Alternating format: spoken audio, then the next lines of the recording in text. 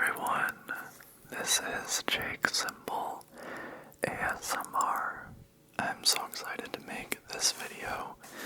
I wanted to do a reading of To Build a Fire by Jack London. To me, this is a very scary story, and it's thanks to Jacob Geller. He's a huge YouTuber who makes pretty cool video essays. I watched his most recent video essay on the fear of cold. It had never occurred to me to read this Jack London story, or that I would find something scary in Jack London, but I think this story is profoundly scary. Like, I lay in bed and I listened to it after a couple minutes of Jacob Geller's video, and it chilled me to the bone. It's not a horror story.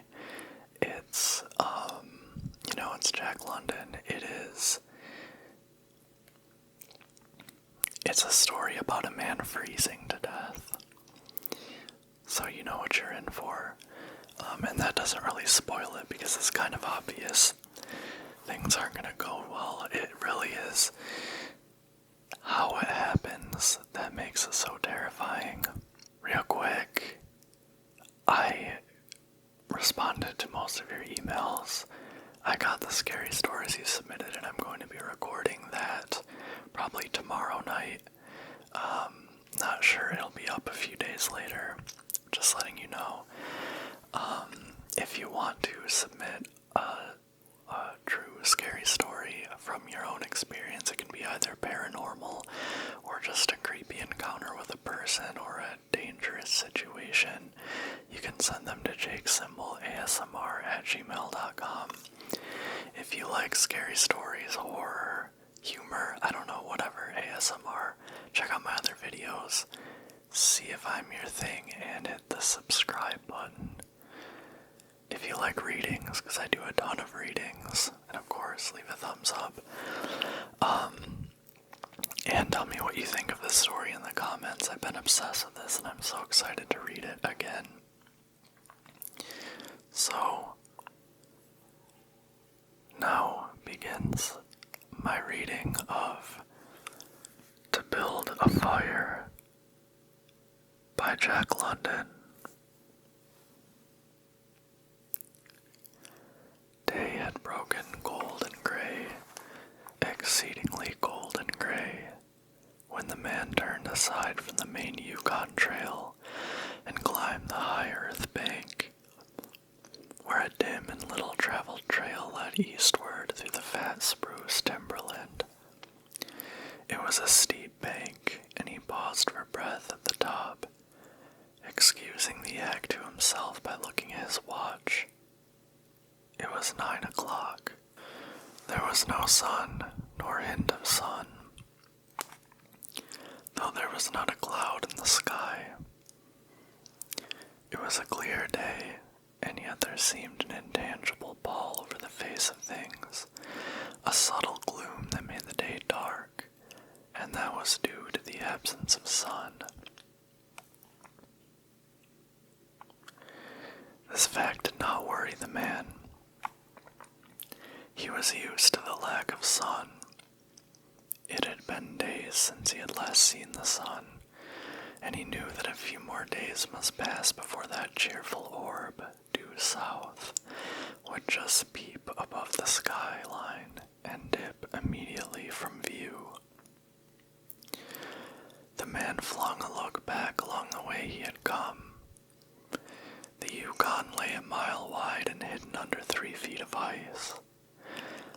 On top of this ice were as many feet of snow. It was all pure white, rolling in gentle undulations where the ice jams of the freeze-up had formed. North and south, as far as his eye could see, it was unbroken white, save for a dark hairline that curved and twisted around the spruce-covered island to the south, and that curved and twisted away into the north, where it disappeared behind another spruce-covered island. was the trail, the main trail that led south 500 miles to the Chilkoot Pass, Daya, and Saltwater, and that led north 70 miles to Dawson, and still on to the north 1,000 miles to Nulato, and finally to St. Michael on Bering Sea, 1,000 miles and 500 more. But all this, the mysterious, far-reaching hairline trail, the absence of sun from the sky, the tremendous cold, and the strangeness and weirdness of it all, made no impression on the man. It was not because he was long used to it. He was a newcomer in the land, a Chechaquo, and this was his first winter. The trouble with him was that he was without imagination. He was quick and alert in the things of life, but only in the things, and not in the significances. 50 degrees below zero meant 80-odd degrees of frost. Such fact impressed upon him as being cold and uncomfortable, and that was all. It did not lead him to meditate upon his frailty as a creature of temperature, and upon man's frailty in general, able only to live within certain narrow limits of heat and cold. And from there on it did not lead him to the conjectural field of immortality and man's place in the universe. 50 degrees below zero stood for a bite of frost that hurt, and that must be guarded against by the use of mittens, ear flaps, warm moccasins, and thick socks. 50 degrees below zero was to him just precisely 50 degrees below zero. That there should be anything more to it than that was a thought that never entered his head.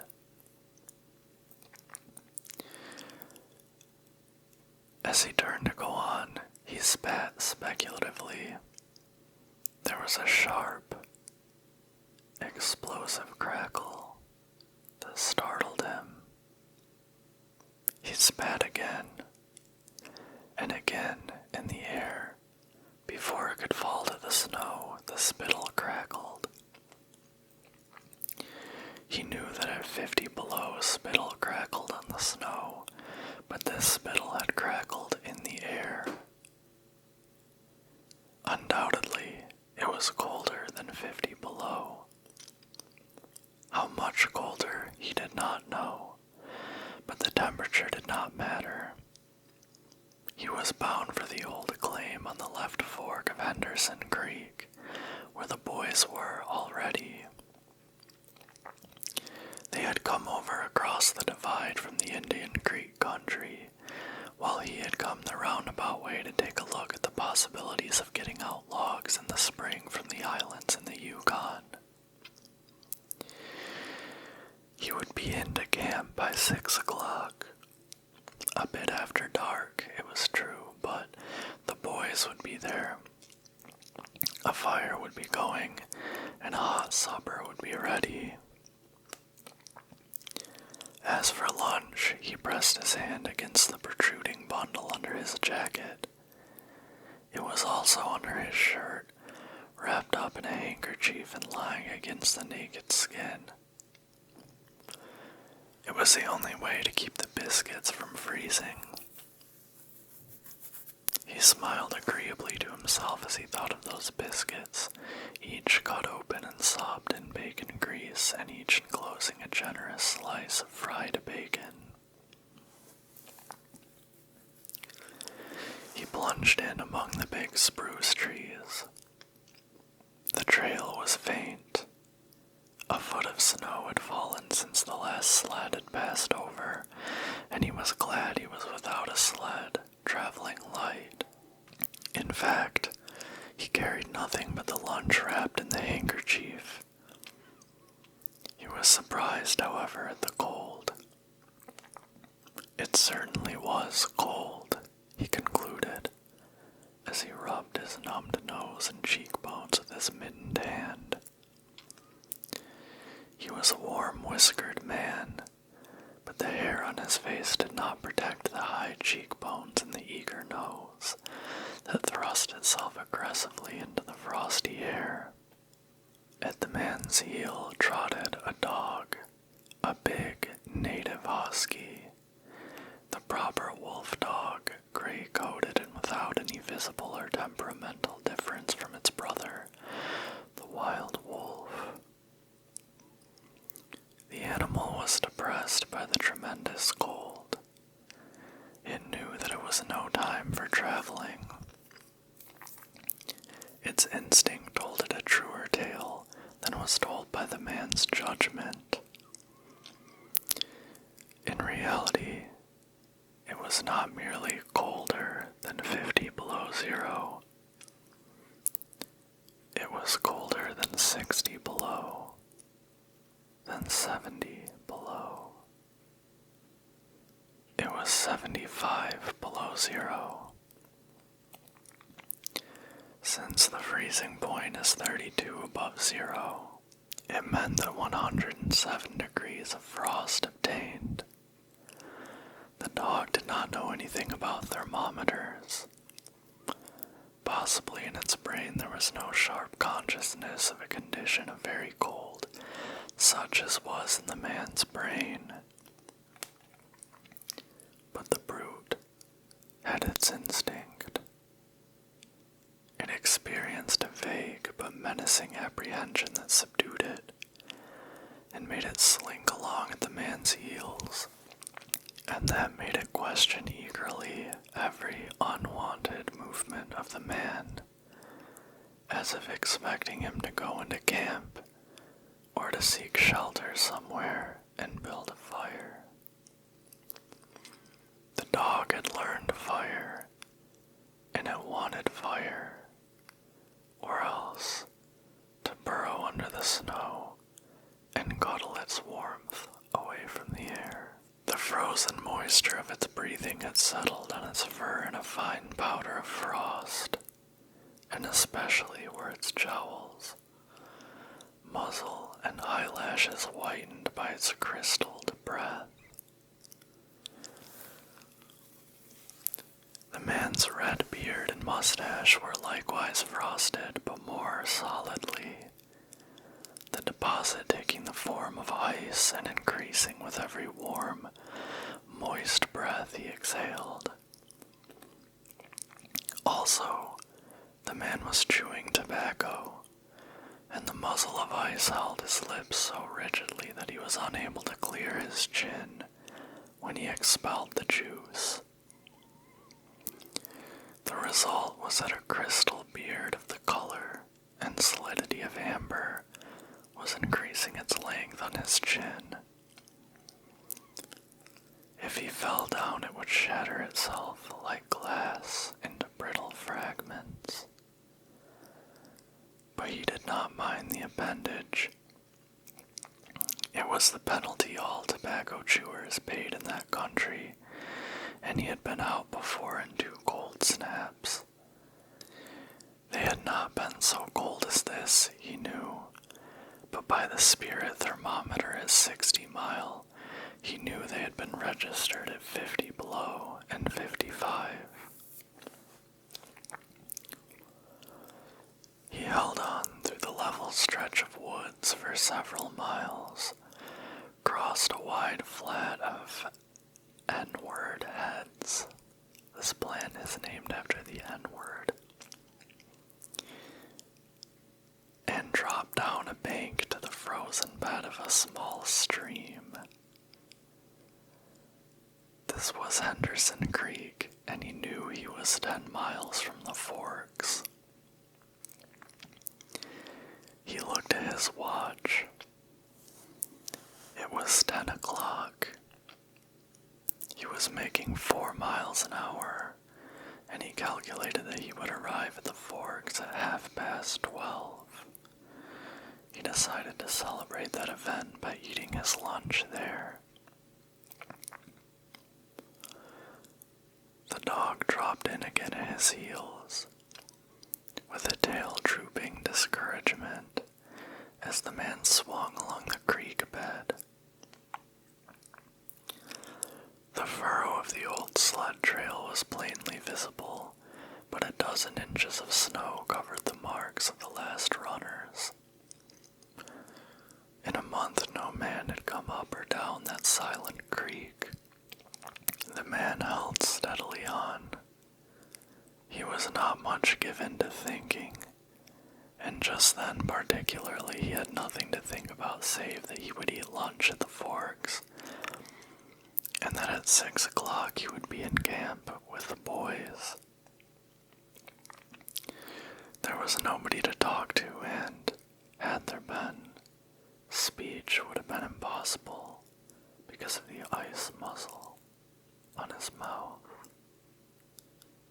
So he continued, monotonously, to chew tobacco, and to increase the length of his amber beard.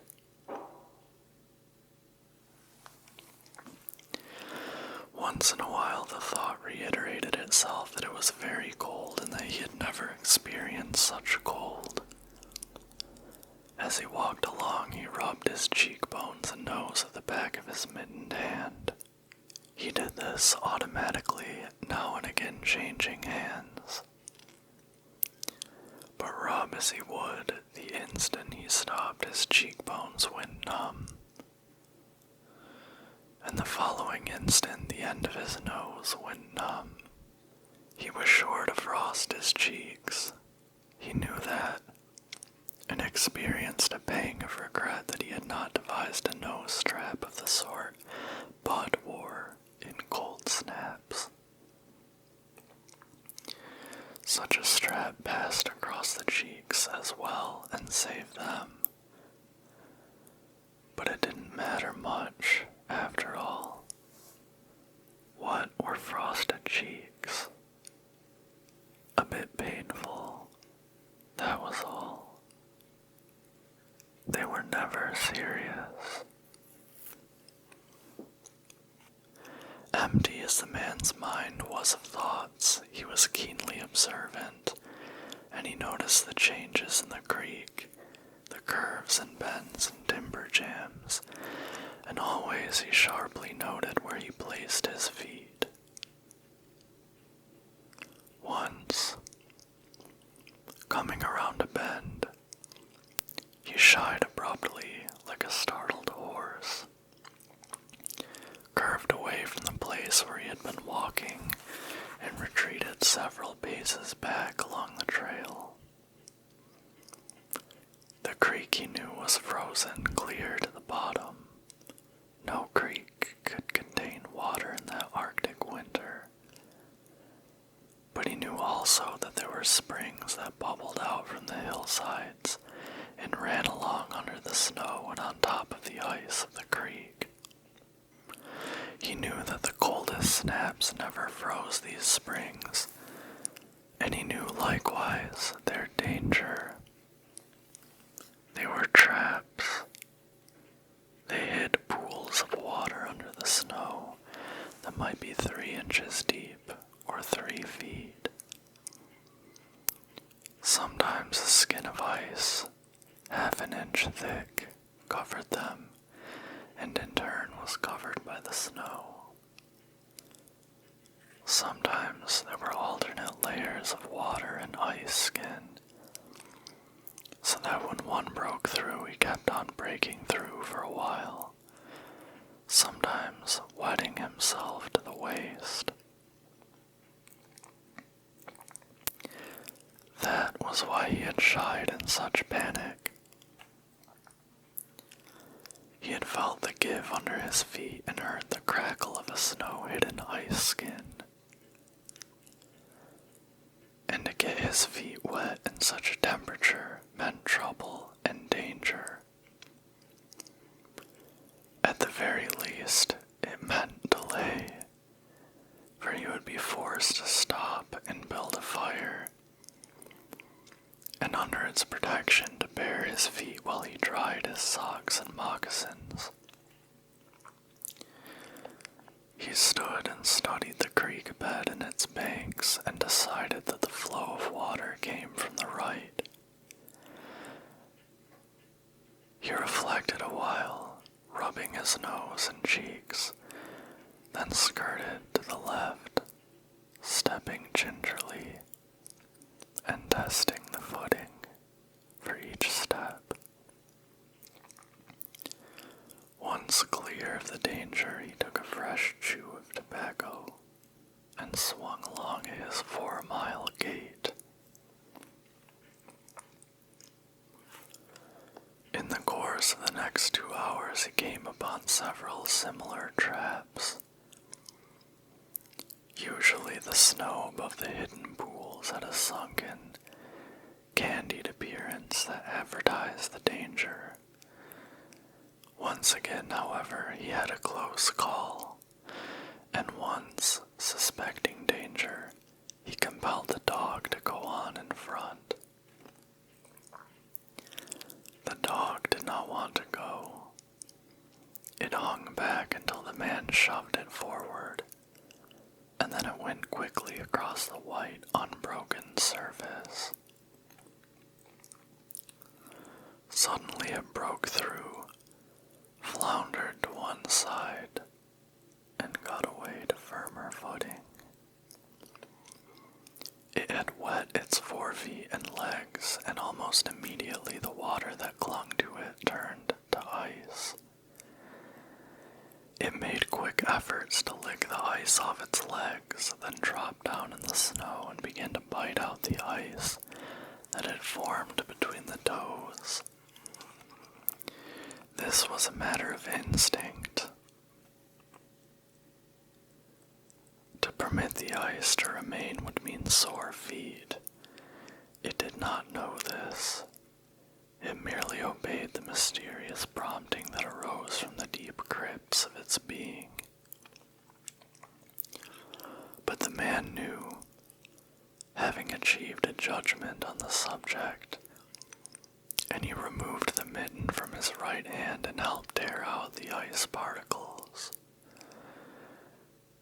He did not expose his fingers more than a minute,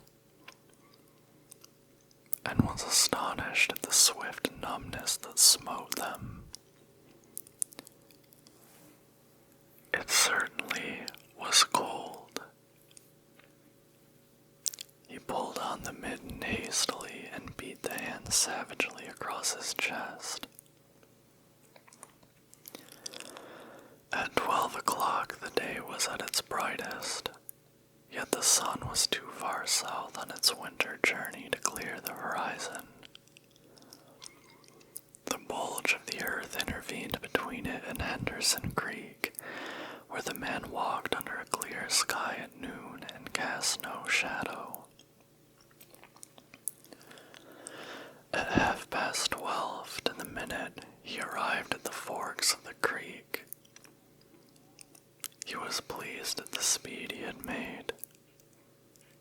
If he kept it up, he would certainly be with the boys by 6. He unbuttoned his jacket and shirt and drew forth his lunch. The action consumed no more than a quarter of a minute, yet in that brief moment the numbness laid hold of the exposed fingers.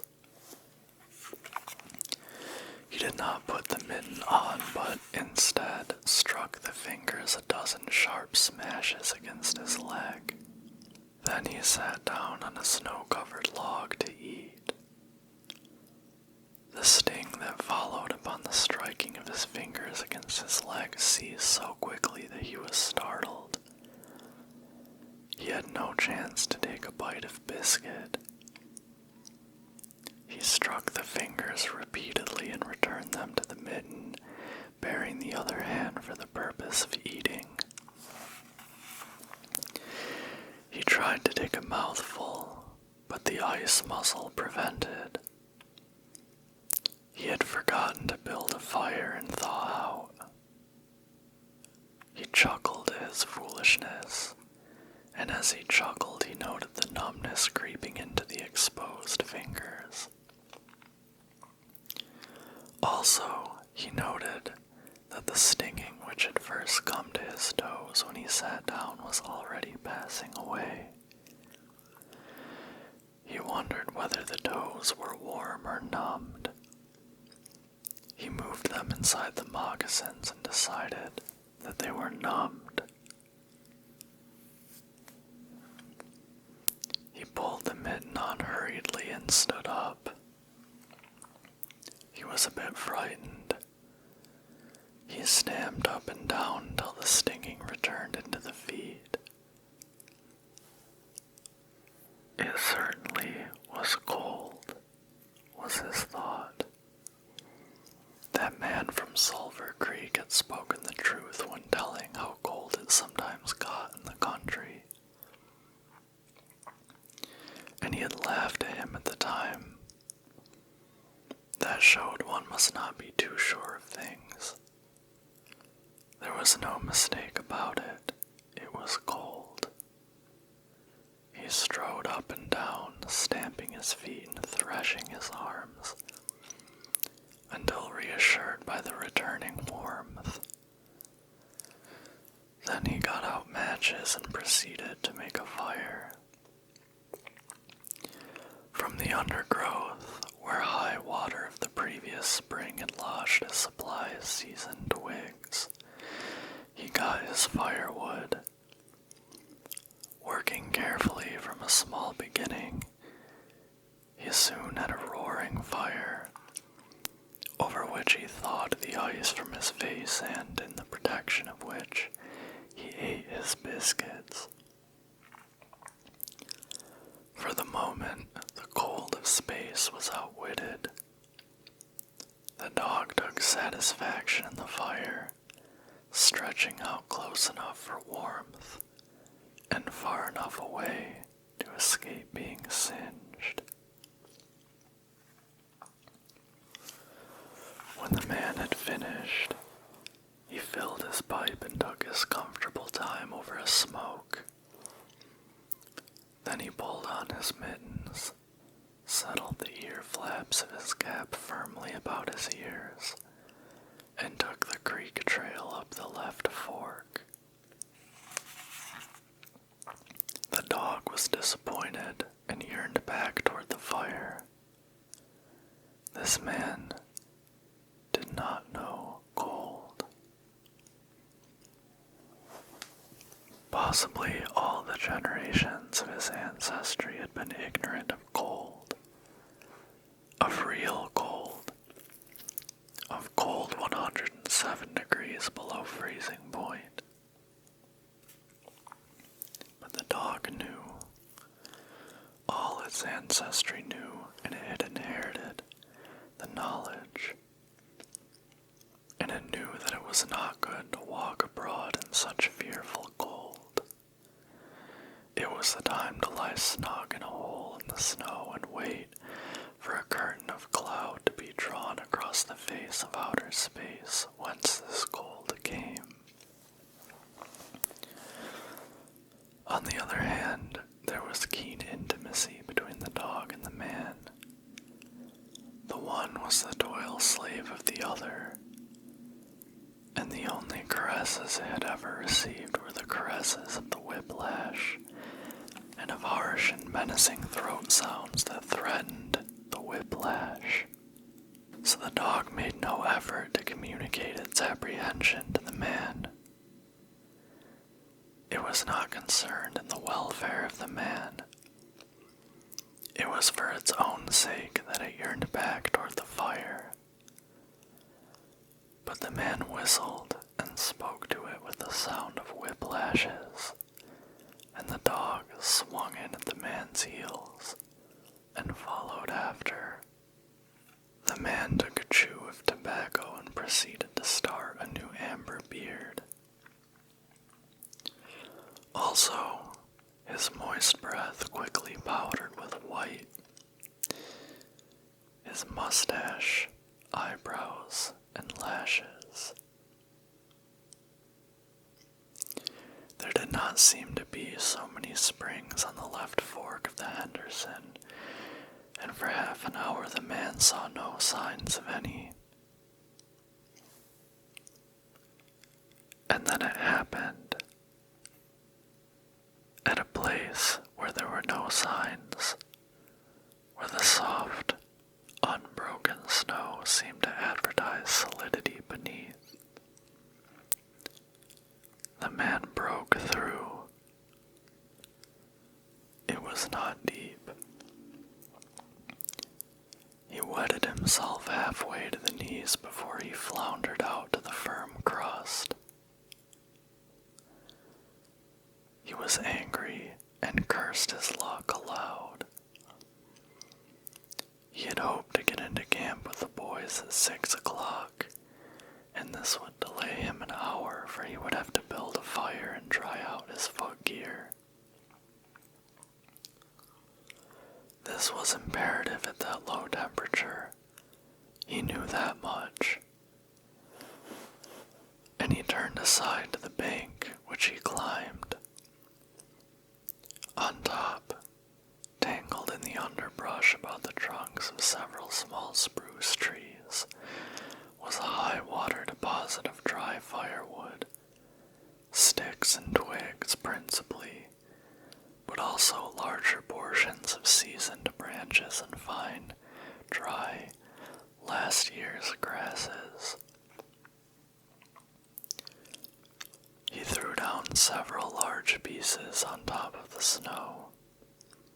This served for a foundation and prevented the young flame from drowning itself in the snow it otherwise would melt. The flame he got by touching a match to a small shred of birch bark that he took from his pocket. This burned even more readily than paper. Placing it on the foundation, he fed the young flame with wisps of dry grass and the tiniest dry twigs.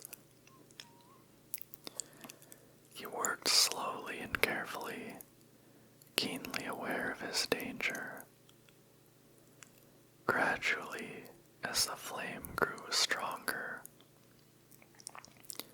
he increased the size of the twigs with which he had fed it. He squatted in the snow, pulling the twigs out from their entanglement in the brush and feeding directly to the flame. He knew there must be no failure. When it is 75 below zero, a man must not fail in his first attempt to build a fire. That is, if his feet are wet. If his feet are dry and he fails, he can run along the trail for half a mile and restore his circulation. But the circulation of wet and freezing feet cannot be restored by running when it is 75 below. No matter how fast he runs, the wet feet will freeze the harder. All this the man knew. The old-timer on Sulphur Creek had told him about it the previous fall, and now he was appreciating the advice. Already all sensation had gone out of his feet. To build the fire, he had been forced to remove his mittens, and the fingers had quickly gone numb. His pace of 4 miles an hour had kept his heart pumping blood to the surface of his body and to all the extremities. But the instant he stopped, the action of the pump eased down. The cold of space smote the unprotected tip of the planet, and he, being on that unprotected tip, received the full force of the blow. The blood of his body recoiled before it. The blood was alive, like the dog, and like the dog it wanted to hide away and cover itself up from the fearful cold.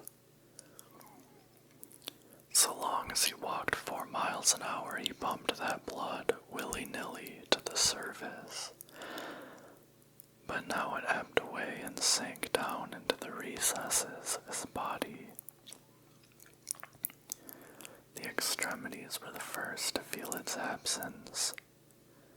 His wet feet froze the faster, and his exposed fingers numbed the faster, though they had not yet begun to freeze.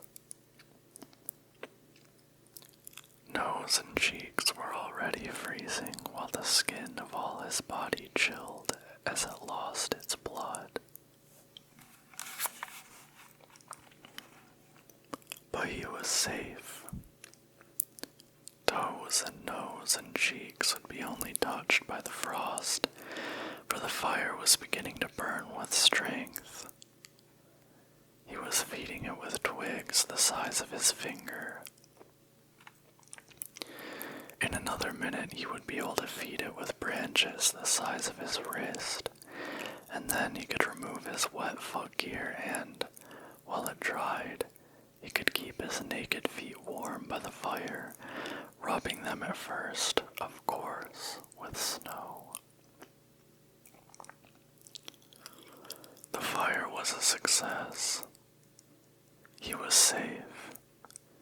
He remembered the advice of the old-timer on Sulphur Creek and smiled. The old-timer had been very serious in laying down the law that no man must travel alone in the Klondike after 50 below. Well, here he was. He had had the accident. He was alone, and he had saved himself. Those old-timers were rather womanish, some of them, he thought. All a man had to do was to keep his head, and he was all right. Any man who was a man could travel alone. But it was surprising, the rapidity with which his cheeks and nose were freezing. And he had not thought his fingers could go lifeless in so short a time. Lifeless they were, for he could scarcely make them move together to grip a twig,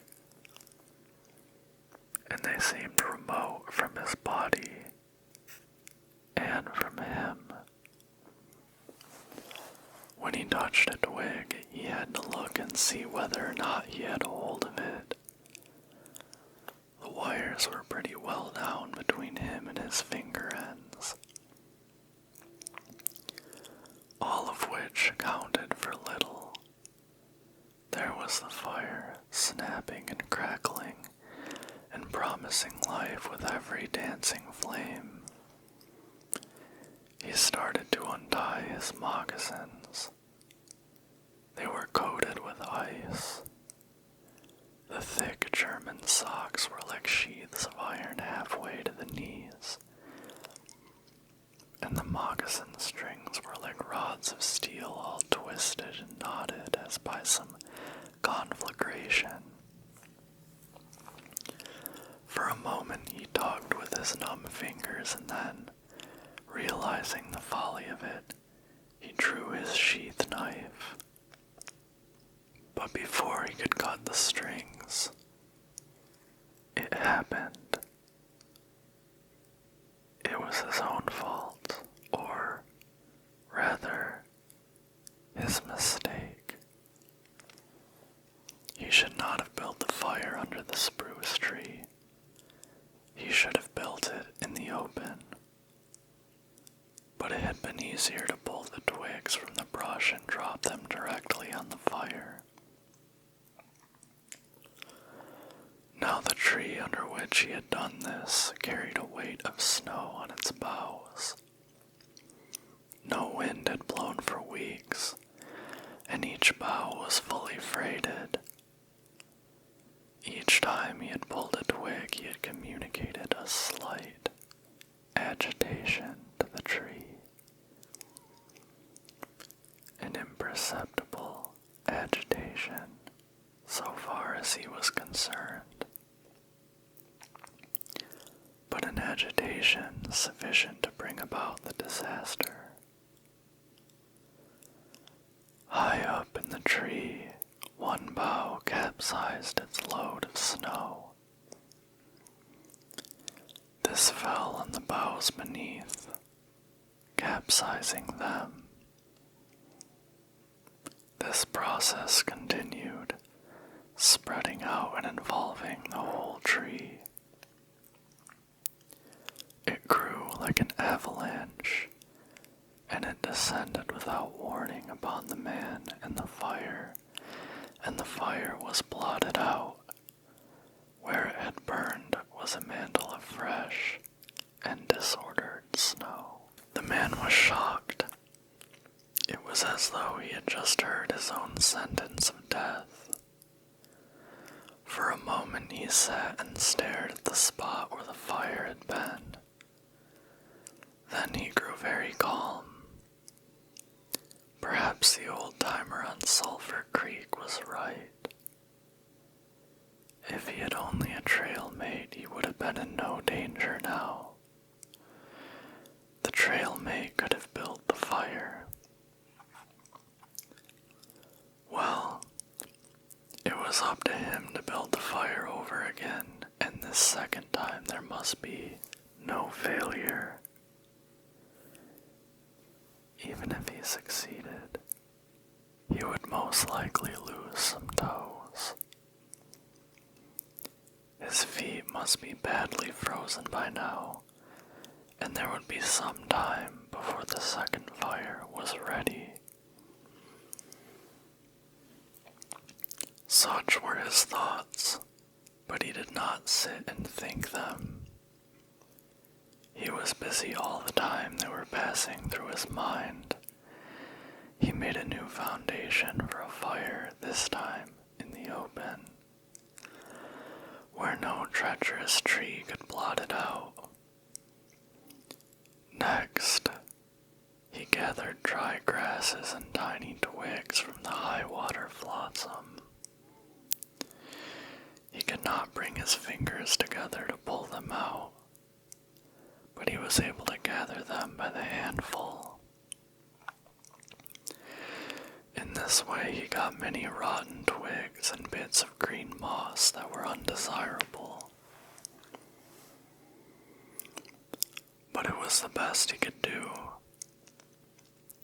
He worked methodically, even collecting an armful of the larger branches to be used later when the fire gathered strength. And all the while the dog sat and watched him, a certain yearning wistfulness in its eyes, for it looked upon him as the fire provider. And the fire was slow in coming. When all was ready, the man reached in his pocket for a second piece of birch bark. He knew the bark was there, and though he could not feel it with his fingers, he could hear its crisp rustling as he fumbled for it. Try as he would, he could not clutch hold of it. And all the time in his consciousness was the knowledge that each instant his feet were freezing. This thought tended to put him in a panic, but he fought against it and kept calm. He pulled on his mittens with his teeth and threshed his arms back and forth, beating his hands with all his might against his sides. He did this sitting down, and he stood up to do it, and all the while the dog sat in the snow, its wolf brush of a tail curled around warmly over its forefeet. Its sharp wolf ears pricked forward intently as it watched the man, and the man, as he beat and thrashed with his arms and hands, felt a great surge of envy as he regarded the creature that was warm and secure in its natural covering. After a time he was was aware of the first faraway signals of sensation in his beaten fingers. The faint tingling grew stronger till it evolved into a stinging ache that was excruciating, but which the man hailed with satisfaction. He stripped the mitten from his right hand and fetched forth the birch bark. The exposed fingers were quickly going numb again. Next, he brought out his bunch of sulfur matches. But the tremendous cold had already driven the life out of his fingers. In his effort to separate one match from the others, the whole bunch fell in the snow. He tried to pick it out of the snow, but failed. The dead fingers could neither touch nor clutch. He was very careful. He drove the thought of his freezing feet and nose and cheeks out of his mind, devoting his whole soul to the matches. He watched, using the sense of vision in place of that of touch, and when he saw his fingers on each side, the bunch, he closed them. That is, he willed to close them, for the wires were drawn, and the fingers did not obey. He pulled the mitten on the right hand and beat it fiercely against his knee. Then, with both mittened hands, he scooped the bunch of matches along with much snow into his lap. Yet he was no better off. After some manipulation, he managed to get the bunch between the heels of his mittened hands. In this fashion, he carried it to his mouth. The ice crackled and snapped when by a violent effort he opened his mouth. He drew the lower jaw in, curled the upper lip out of the way, and scraped the bunch with his upper teeth in order to separate a match. He succeeded in getting one, which he dropped on his lap. He was no better off. He could not pick it up. Then he devised a way. He picked it up in his teeth and scratched it on his leg. 20 times he scratched it before he succeeded in lighting it. As it flamed, he held it with his teeth to the birch bark, but the burning brimstone went up his nostrils and into his lungs, causing him to cough spasmodically. The match fell into the snow and went out. The old-timer on Sulphur Creek was right, he thought in the moment of controlled despair that ensued. After 50 below, a man should travel with a partner. He beat his hands, but failed in exciting any sensation. Suddenly, he bared both hands, removing the mittens with his teeth. He caught the whole bunch between the heels of his hands. His arm muscles not being frozen enabled him to press the hand heels tightly against the matches. Then he scratched the bunch along his leg. It flared into flame, 70 sulfur matches at once. There was no wind to blow them out. He kept his head to one side to escape the strangling fumes, and held the blazing bunch to the birch bark. As he so held it, he became aware of of sensation in his hand. His flesh was burning. He could smell it. Deep down below the surface, he could feel it. The sensation developed into pain that grew acute, and still he endured it, holding the flame of the matches clumsily to the bark that would not light readily because his own burning hands were in the way, absorbing most of the flame. At last, when he could endure no more, he jerked his hands apart. The blazing matches fell sizzling into the snow, but the birch bark was alight. He began laying dry grasses and the tiniest twigs on the flame. He could not pick and choose, for he had to lift the fuel between the heels of his hands. Small pieces of rotten wood and green moss clung to the twigs, and he bit them off as well as he could with his teeth. He cherished the flame carefully and awkwardly. It meant life, and it must not perish. The withdrawal of blood from the surface of his body now made him begin to shiver, and he grew more awkward.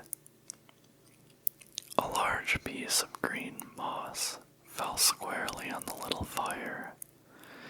He tried to poke it out with his fingers, but his shivering frame made him poke too far, and he disrupted the nucleus of the little fire, the burning grasses and tiny twigs separating and scattering. He tried to poke them together again, but in spite of the denseness of the effort, his shivering got away with him, and the twigs were hopelessly scattered. Each twig gushed a puff of smoke and went out. The fire provider had failed.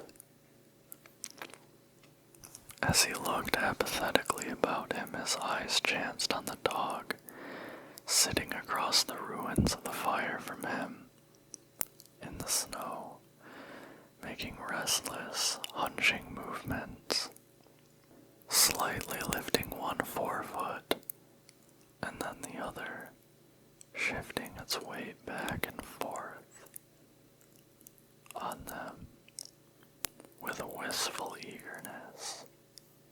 The sight of the dog put a wild idea into his head. He remembered the tale of the man caught in a blizzard, who killed a steer and crawled inside the carcass, and so was saved. He would kill the dog and bury his hands in the warm body until the numbness went out of them. Then he could build another fire. He spoke to the dog, calling it to him, but in his voice was a strange note of fear that frightened the animal, who had never known the man to speak in such a way before. Something was the matter, and its suspicious nature sensed danger. It knew not what danger, but somewhere, somehow in its brain arose an apprehension of the man. It flattened its ears down at the sound of the man's voice, and its restless, hunching movements and the liftings and shiftings of its forefeet became more pronounced, and it would not come to the man. He got on his hands and knees and crawled toward the dog. This unusual posture again excited suspicion, and the animal sidled mincingly away. The man sat up in the snow for a moment and struggled for calmness.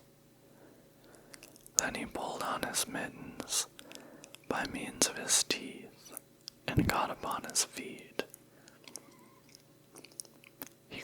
down at first in order to assure himself that he was really standing up, for the absence of sensation in his feet left him unrelated to the earth.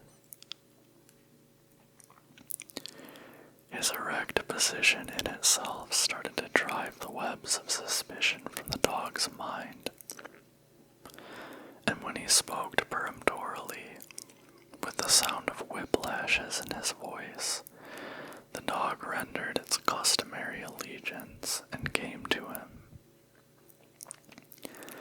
As it came within reaching distance, the man lost his control.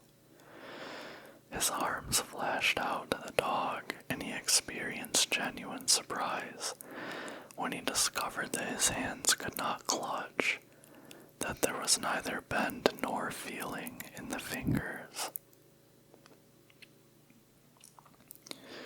He had forgotten for the moment that they were frozen, and they were freezing more and more. All this happened quickly, and before the animal could get away, he encircled its body with his arms. He sat down in the snow, and in this fashion held the dog, while it snarled and whined and struggled. But it was all he could do, hold its body encircled in his arms and sit there. He realized that he could not kill the dog. There was no way to do it. With his helpless hands, he could neither draw nor hold his sheath knife nor throttle the animal. He released it, and it plunged wildly away, with its tail between its legs and still snarling. It halted 40 feet away and surveyed him curiously, with ears sharply pricked forward. The man looked down at his hands in order to locate them, and found them hanging on the ends of his arms. It struck him as curious that one should have to use his eyes in order to find out where his hands were. He began threshing his arms back and forth, beating the mittened hands against his sides. He did this for 5 minutes, violently, and his heart pumped enough blood up to the surface to put a stop to his shivering. But no sensation was aroused in the hands. He had an impression that they were hung like weights on the ends of his arms, but when he tried to run the impression down, he could not find it. A certain fear of death, dull and oppressive, came to him. This fear quickly became poignant as he realized that it was no longer a mere matter of freezing his fingers and toes, or of losing his hands and feet, but that it was a matter of life and death with the chances against him. This threw him into a panic, and he turned and ran up the creek bed along the old, dim trail. The dog joined in behind and kept up with him. He ran blindly, without intention, in such fear as he had never known in his life. Slowly, as he plowed and floundered through the snow, he began to see things again. The banks of the creek, the old timber jams, the leafless aspens, and the sky. The running made him feel better. He did not shiver. Maybe if he ran on, his feet would thaw out. And anyway, if he ran far enough, he would reach camp and the boys. fingers and toes and some of his face, but the boys would take care of him and save the rest of him when he got there. And at the same time, there was another thought in his mind that said he would never get to the camp and the boys, that it was too many miles away, that the freezing had too great a start on him, and that he would soon be stiff and dead. This thought he kept in the background and refused to consider. Sometimes it pushed itself forward and demanded to be heard, but he thrust it back and strove to think of other things. It struck him as curious that he could run at all on feet so frozen that he could not feel them when they struck the earth and took the weight of his body. He seemed to himself to skim along above the surface and to have no connection with the earth. Somewhere he had once seen a winged Mercury, and he wondered if Mercury felt as he felt when skimming over the earth. His theory of running until he reached camp and the boys had one flaw in it. He lacked the endurance.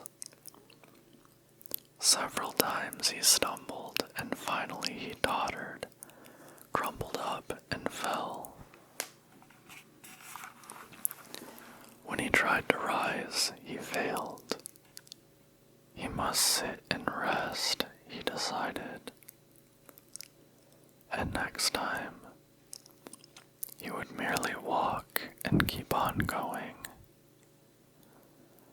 As he sat and regained his breath, he noted that he was feeling quite warm and comfortable. He was not shivering, and it even seemed that a warm glow had come to his chest and trunk. And yet, when he touched his nose or cheeks, there was no sensation. Running would not thaw them out, nor would it thaw out his hands and feet. Then the thought came to him that the frozen portions of his body must be extending. He tried to keep this thought down, to forget it, to think of something else. He was aware of the panicky feeling that it caused, and he was afraid of the panic. But the thought asserted itself and persisted until it produced a vision of his body totally frozen. This was too much, and he made another wild run along the trail. Once he slowed down to a walk, but the thought of the freezing extending itself made him run again. And all the time the dog ran with him at his heels.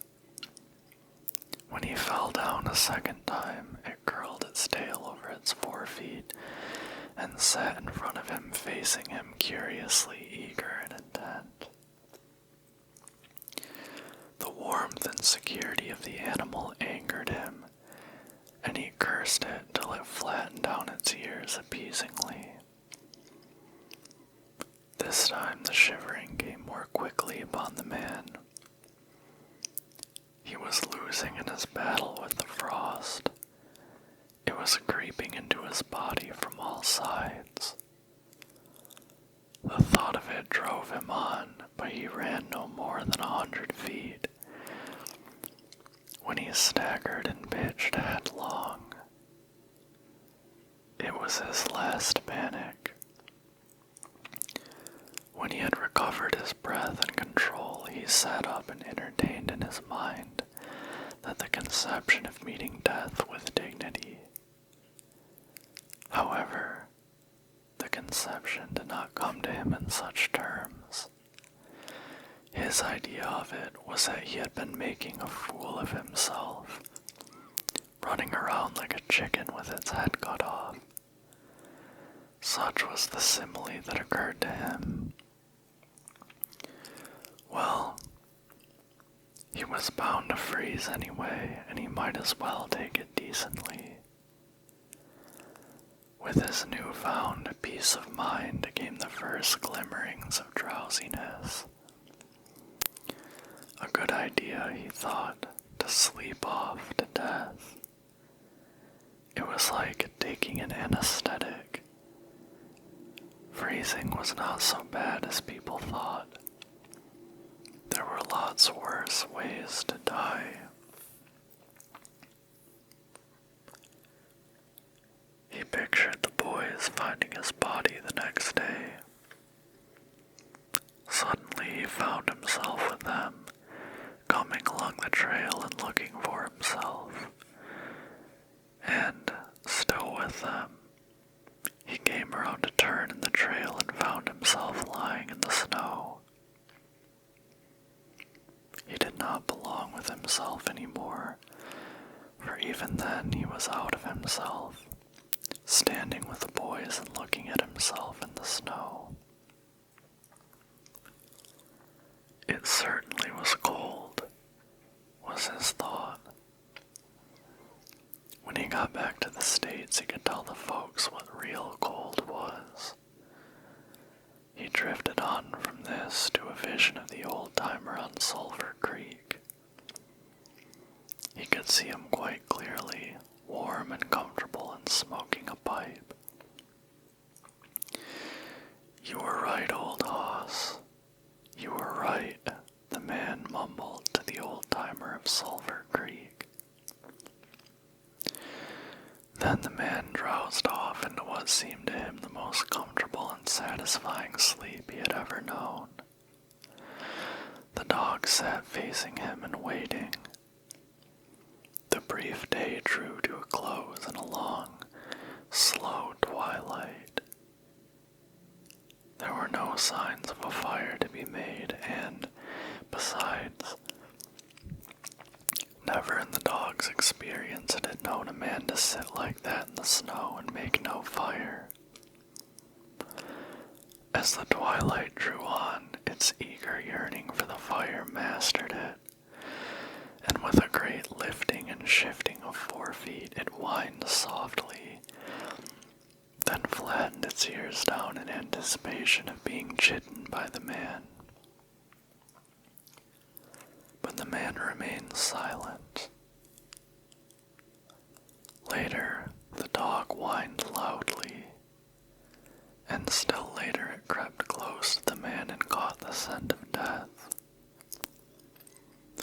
This made the animal bristle and back away.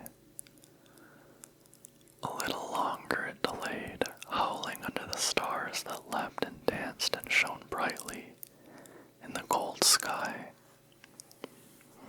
Then it turned and trotted up the trail in the direction of the camp it knew. Where were the other food providers and fire providers? And that is the end of the story. I'm so unnerved by the thought of being alone and the quietness and the desolation and the cold and, just, I don't know, the way that the cold is like this cosmic enemy. It's all around us. At one point, the author mentions space was sucking away heat from the tip of the earth, and it's just the way it gets really cosmic at that moment where everything is cold, everything is sucking away the heat, heat death and whatnot. But then it zooms in on that moment, and dying of cold is a thing that happens to many, many undeserving people who are put in that situation. But in this story, it's a man it's a settler who just was a little bit arrogant, and it's a hubris thing. I don't know.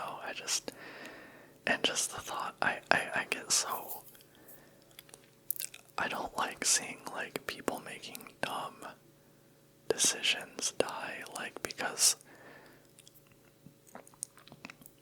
I don't know, I don't get schadenfreude at that, because it's like, who suffers but him? Nobody.